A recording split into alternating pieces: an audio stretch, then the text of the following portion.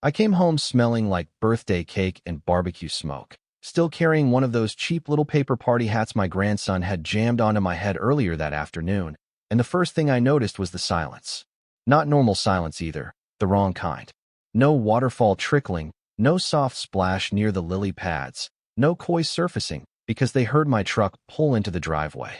Just dead air. I remember standing there for maybe 3 seconds too long, keys still in my hand, staring at the backyard through the kitchen window like my brain refused to process what my eyes were seeing. Because where my pond used to be, there was just dirt. A giant mound of gray construction fill, crushed gravel, tire tracks, and wet clay spread across 18 years of work like somebody had buried a body back there. And planted right in the middle of it, like a little plastic gravestone, was a laminated HOA notice zip-tied to a wooden stake. Unauthorized water feature removed due to health and safety concerns. Health and safety, that's what they called it. Like my koi pond was leaking nuclear waste into the neighborhood. I walked out there in complete disbelief, shoes sinking into fresh mud, and I swear to God, one of my koi was still half exposed near the edge of the pile, orange scales covered in dirt, barely moving. That image still sits in my chest like a brick. See, this wasn't some decorative Home Depot pond kit some retired guy slapped together during quarantine. I built that pond myself over 18 years, one weekend at a time, back when my knees still worked right and my wife was still alive. Dug the basin by hand, laid every stone myself, installed the pumps, filtration, drainage channels, all of it. That pond survived storms, droughts, raccoons, freezing winters, even one idiot teenager who thought throwing beer cans into it was funny. It outlasted everything except the Maple Ridge Estates Homeowners Association and their newest emperor, Gerald Whitmore. Now, Gerald was the kind of HOA president who treated neighborhood bylaws like sacred scripture. Guy wore tucked-in polo shirts even at community cookouts, drove around in a golf cart like he was patrolling the green zone in Baghdad. And the crazy part is, he didn't even live near my property. His house sat 3 streets over, but every month he'd somehow find a new reason to stick violation notices in my mailbox. Grass height inconsistency, excessive natural landscaping, visual distraction from neighborhood uniformity. Visual distraction because apparently flowers and fish offend these people. But the pond really got under his skin. Not because it was dangerous, and definitely not because of mosquitoes. That was nonsense. The water circulated constantly through biological filters cleaner than most hotel pools. No, Gerald hated it because people stopped to admire it. Kids liked it. Neighbors took pictures beside it during Halloween decorations. Delivery drivers slowed down to look at it. In a neighborhood obsessed with beige sameness, my pond stood out, and men like Gerald can't tolerate anything they can't control. That's the thing about tiny people with tiny authority. Eventually, they confuse rules with power. And power with permission.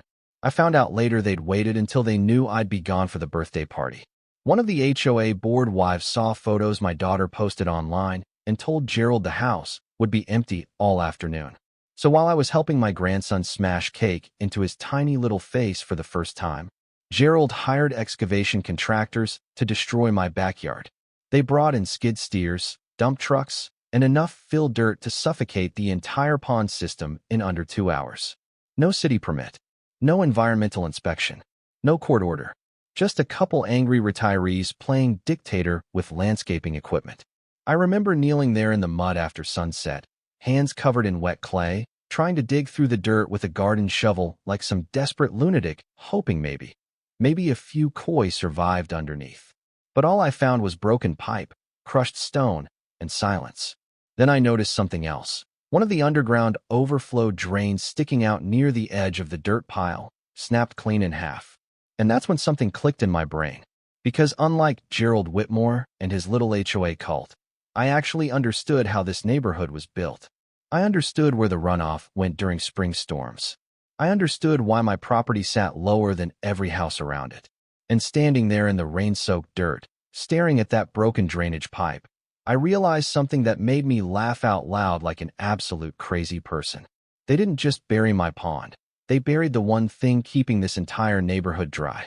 Now let me pause the story for a second because this is where a lot of HOAs get themselves into trouble, and honestly, A lot of homeowners don't realize how dangerous these little neighborhood power structures can become when nobody checks them.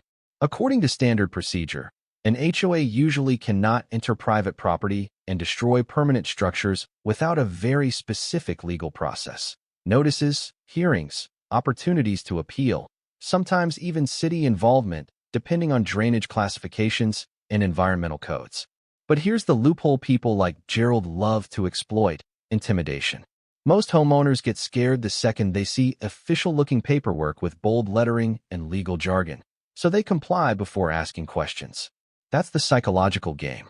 This is a psychological trap because HOAs often rely less on actual authority and more on the assumption that nobody wants an expensive fight. And Gerald? He absolutely fit the profile. Guys like that become obsessed with uniformity because control gives them emotional comfort. If one house looks different, if one homeowner refuses to bow their head, it threatens the illusion that they're in charge of the environment around them.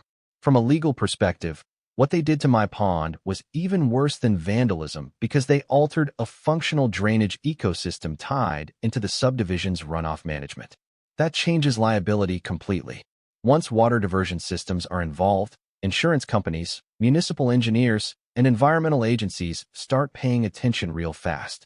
And trust me, nothing terrifies a suburban HOA board more than engineers carrying clipboards and insurance adjusters using phrases like negligent modification of stormwater infrastructure. The lesson here is simple. Never assume something labeled decorative is actually decorative, and never underestimate how quickly arrogance collapses once property damage starts costing real money.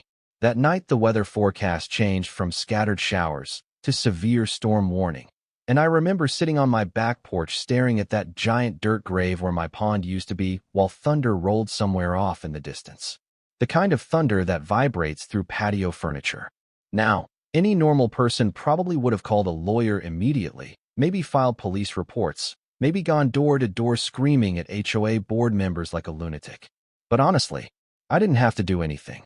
Nature already had an appointment scheduled with Maple Ridge Estates. Around midnight, the rain started soft, steady, almost peaceful, tapping against the gutters and soaking into the fresh construction dirt. By 2 in the morning, water was already pooling near the curb outside my house. That had never happened before, not once in 18 years.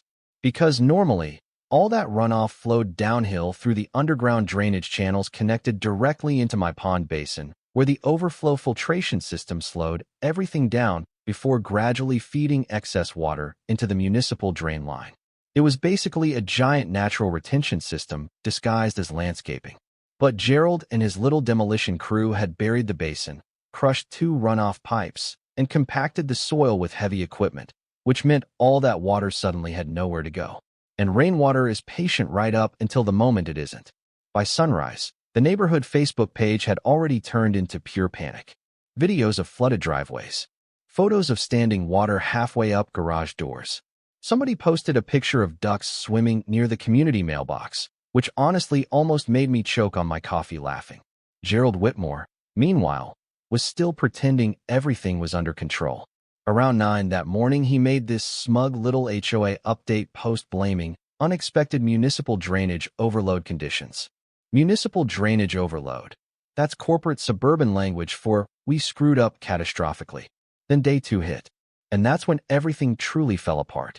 The second storm cell dumped almost 3 inches of rain in under 5 hours. Storm drains backed up first, then the intersections started flooding. Water rolled down the streets like shallow rivers carrying mulch, trash cans, and somebody's inflatable Christmas reindeer that apparently never got stored away properly. I watched a Tesla stall out halfway down Ashbury Lane, while its owner stood ankle-deep in floodwater screaming into his phone about warranties. One basement window shattered under pressure 2 streets over. Families started hauling soaked carpet and ruined furniture onto sidewalks. You could smell sewage creeping up through overwhelmed drain systems. Insurance adjusters began appearing before the rain even stopped. That's when the engineers showed up too. County guys in reflective jackets walking around with tablets, measuring runoff flow and inspecting drainage maps. And I'll never forget the expression on one engineer's face when he walked into my backyard and saw the buried pond. He just stopped, looked around slowly, then said, Who authorized removal of this retention area? Not pond, not landscaping feature. Retention area. That wording changed everything instantly. Suddenly, Gerald wasn't the proud HOA king anymore. Suddenly, he was just an aging control freak standing in muddy loafers while government inspectors documented evidence. By the third day, Maple Ridge Estates looked like a disaster zone. Industrial dehumidifiers hummed non-stop from open garage doors. Entire sections of drywall were being cut out of flooded basements. Mold remediation vans lined the streets like food trucks at a festival. And the best part? Every single insurance investigator kept arriving at the exact same conclusion.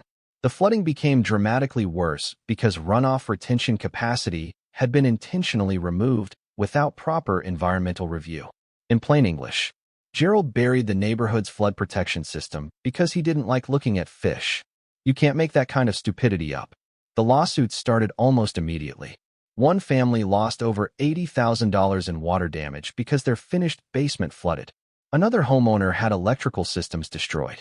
Two elderly residents had to move into a hotel after black mold contamination spread through their lower floor. And every conversation eventually circled back to one question. Why was the retention pond removed? By the end of that week, Gerald stopped posting HOA updates entirely. Funny how confident dictators become invisible once consequences arrive. Then, on the 8th day after my pond was destroyed, there was a knock at my front door. I opened it and nearly burst out laughing. There stood Gerald Whitmore in knee-high rubber boots, soaked khakis, wrinkled rain jacket, dark circles under his eyes like he hadn't slept in days. The man looked like a raccoon that lost a custody battle. Behind him, parked crooked in my driveway, sat a county engineering vehicle and an insurance consultant's SUV. Gerald tried speaking in that fake calm HOA voice at first, but I could hear panic cracking underneath every word. Martin, we may need to discuss restoration options regarding your pond feature. Pond feature. Amazing how quickly terminology changes when lawyers get involved. I leaned against the doorway and just stared at him for a second while water dripped off his boots onto my porch. Then I asked him one simple question. How's your basement? He closed his eyes after that. Just for a second. Tiny little moment of defeat.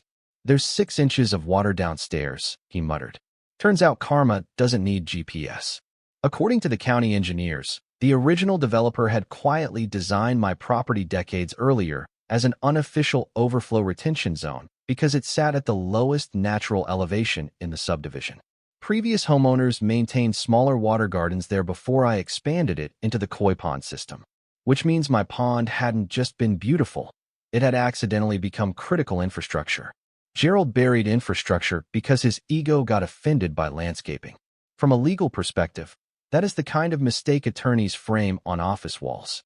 He started rambling after that, talking about emergency approvals, expedited reconstruction, temporary drainage corrections, basically throwing every possible solution into the air, hoping one would save him. But here's the thing nobody tells you about men like Gerald. They spend so much time believing they're untouchable, they completely fall apart once they finally lose leverage. And he had lost all of it. The HOA board was panicking. Homeowners were furious. Insurance companies were looking for someone to blame. County officials were involved. And every flooded basement in Maple Ridge Estates pointed straight back to the dirt pile sitting in my backyard. So I invited him inside, sat him down at my kitchen table, poured myself coffee while he remained standing like a nervous teenager called into the principal's office. Then I slid a folder across the table, because unlike Gerald, I actually prepared before making moves. Inside that folder was a full restoration proposal drafted with help from an environmental contractor friend of mine. Complete excavation of the buried pond system. Replacement of all destroyed koi with mature imported Japanese stock. Reconstruction of the biological filtration network. Native aquatic plant restoration. A permanent HOA exemption protecting natural water features. Full liability protection against future drainage interference. And compensation for property destruction plus emotional distress tied to loss of live animals. Gerald opened the folder and just stared at the numbers. I thought the man might actually faint. This is outrageous, he whispered. I took a slow sip of coffee. So is turning a neighborhood into Atlantis because you got jealous of a pond. Silence. Beautiful silence. Then came my favorite moment of the entire ordeal. Gerald asked, very quietly, If we agree to this, can the flooding situation be corrected? Notice the wording there. Not your flooding. Not the city's flooding. The flooding situation. Ownership had finally arrived. I looked him dead in the eye and said, the moment my retention system is restored, runoff pressure drops immediately. That sentence hit him harder than any insult could have, because now he fully understood what he destroyed. He signed the agreement 20 minutes later while standing in my kitchen with mud still drying on his boots. Outside, rainwater continued collecting along the curb where it used to drain safely into my pond. Excavation crews arrived the very next morning. Not the cheap contractors Gerald originally hired either. Real environmental restoration crews. They spent days removing contaminated fill dirt and rebuilding the basin correctly. County inspectors monitored everything. Drainage pipes were repaired. Stone edging replaced. New filtration pumps installed. And about a month later, after the water chemistry stabilized, the first koi went back in. I remember watching those fish glide through the water at sunset while the rebuilt waterfall trickled across fresh stone, and for the first time in weeks, the neighborhood sounded normal again. No generators. No dehumidifiers. No emergency crews. Just water flowing exactly where it was always supposed to go. Funny thing is, after all that, nobody in Maple Ridge Estates ever complained about my pond again. In fact, people started bringing their kids over to look at the fish. One family even apologized personally for voting with Gerald during the HOA meetings. And Gerald himself?